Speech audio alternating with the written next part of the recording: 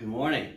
This lesson is for my Honors Integrated 1 class. This is for lesson 3.4 in the book. But before I get started, I want to say that I hope everybody is doing all right out there.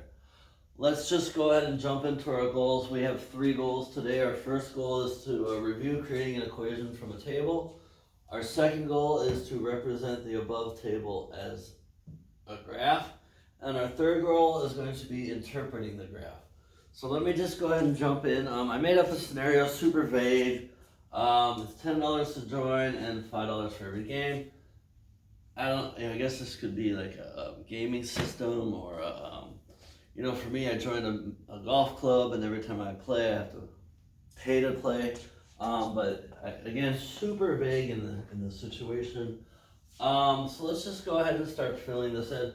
And remember, when we are filling in the table, we don't want to put numbers together, because if we put numbers together, we're actually going to miss the pattern. We want to find the pattern here. So it's $10 to join and $5 for every game. So if I join, I just paid $10. If I play one game, that means I've paid $10 and $5 to play the game.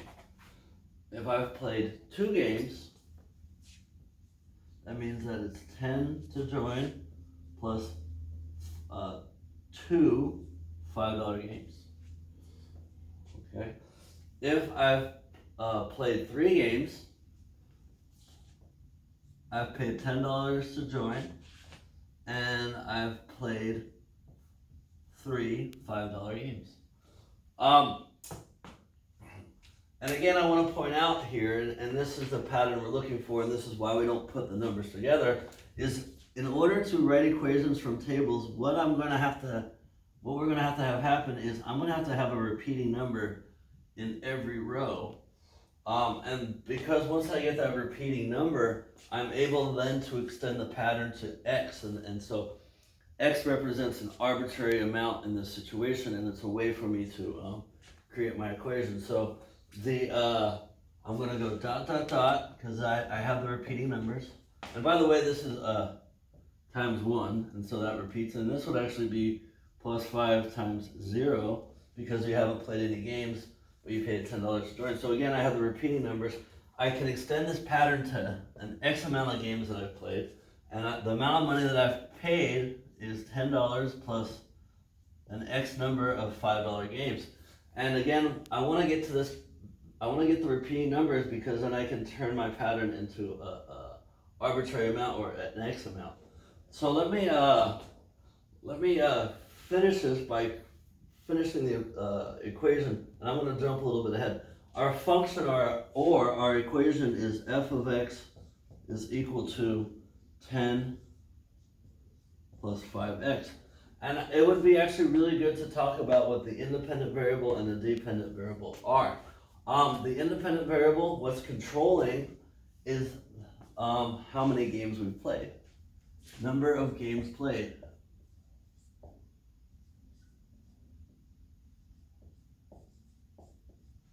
That is our independent variable. That is what x is about.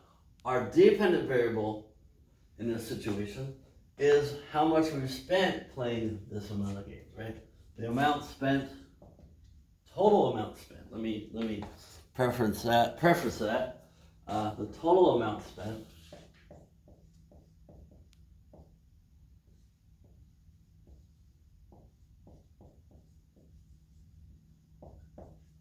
right? So the number of games you've played determines how much you've spent. And let me see, is there anything else I wanted to talk about real quick? No. So I'm going to check off goal number 1. And I have a question I'm going to answer here in a second. So we wrote the equation by not putting the numbers together, but it might be a good idea at this point to put the numbers together. This is just 10, this is 15, right? 10 and 5. This would be 20, and this would be 25. But I don't know what that would be, because I don't know the value of x. But the question here is, how do the ordered pairs relate to the function? And so, for example, 0, comma 10 is an ordered pair. And the question is, again, how does this ordered pair relate to the function? Remember, an ordered pair is an x value and a y value. An independent value and a dependent value. Remember, x is the independent, y is the dependent. So if I take my 0 for my x and I plug it in, and I take my 10 for my y, remember, this is how I'm writing y. I'm going to have f of x, which is a y, so I get 10, and that's equal to 10 plus 5 times 0. Well, 5 times 0, that's 0. And I'm left with 10 equals 10. That's true. So what that means is 0, comma 10, that's a solution. That's a solution to my function. What about 1, comma 15, right? So I play one game, I spend $15. So let's check that out. What about 1, 15? Again, if I plug in 1 for my x and 15 for my y, I'm sorry, I'm running a little bit low here, I get 15 equals 10 plus 5 times 1. 5 times 1 is 5, 10 plus 5 is 15, so 15 equals 15. Again, this is a true statement, and so this is also a solution. So the question was, how do ordered pairs relate to the function? Ordered pairs are solutions. They are solutions.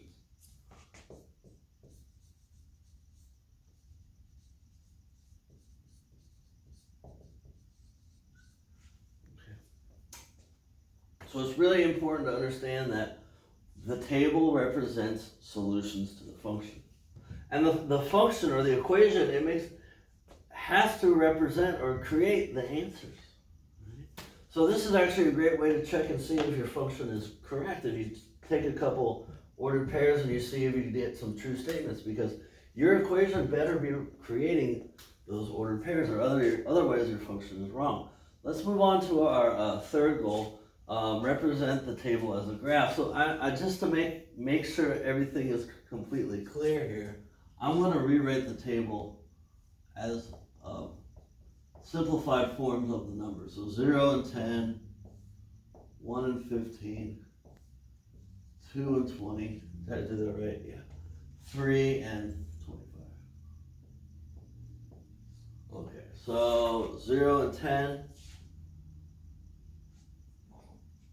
1 and, oh, I just made a mistake on my graph. Let me fix this really quick. This would be 20 and this would be 30. My bad. 1 and 15. 2 and 20. And 3 and 25. Okay, so this would be my graph. Now, again, this is going to be discrete. This is discrete because I have individual points. And it doesn't make sense to play half a game. You can only play one game. If you do good or not, you still play the game, right? So, again, tables can be represented in ordered pairs. I want to make sure that I'm still on the whiteboard here. Ooh, I'm barely hanging on. So remember that 0, 10 is this ordered pair. And 1, 15 is this ordered pair. And 2 and 20 is this ordered pair. And then 3 and 25 is the last ordered pair. All right, so represent the table as a graph. All right, so pretty easy to do. Again, these points are solutions to this equation, and this graph right now represents this equation. So this graph is another way to represent the equation. Can you find more points? Yeah. So I know that this function is correct because I have points that give me true statements, which are solutions. So, for example, if I wanted to know how much I spent after playing 5 games, what I would do is, and I'm going to lower this third goal for a little bit. What I would do is I would actually plug in 5. So what is the cost of 5 games, right? 5. What is the cost to play 5 games?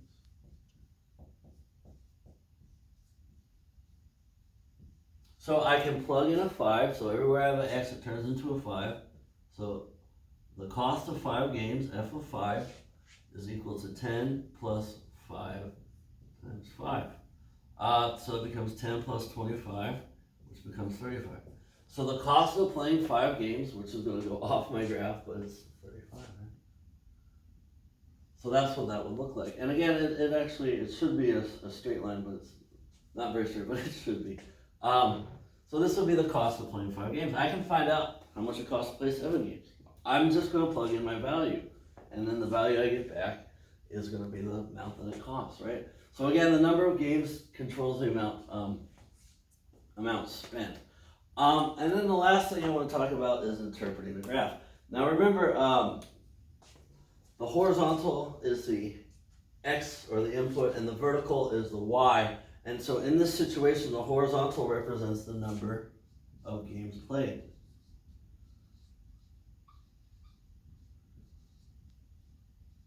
While the vertical axis represents the amount spent, the total amount spent. The total money spent. Right? And so my X value is the number of games played.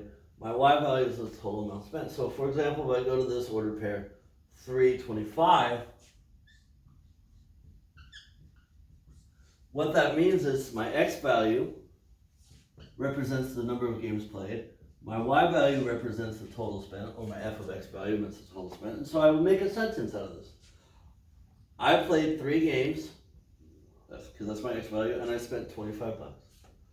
So you want to be able to look at a graph and interpret it, right? So for example, if I look at this, 1 game cost me 15 bucks.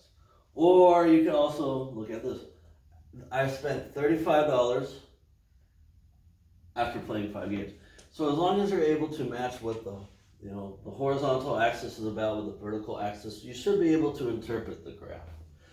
So this lesson is relatively simple. I'm assuming it's going to be mostly a review, but you see here we are representing a table in this graphical form. And again, in order to graph some of these, maybe pick some values for X, plug those in, calculate the value, and then plot your point on the graph. I don't think this assignment will be too tough, but anyways, I'm going to end it here, and I hope everyone has a good day. And I did represent that, and I did do that. So, yeah, so have a good day, everyone. Bye-bye.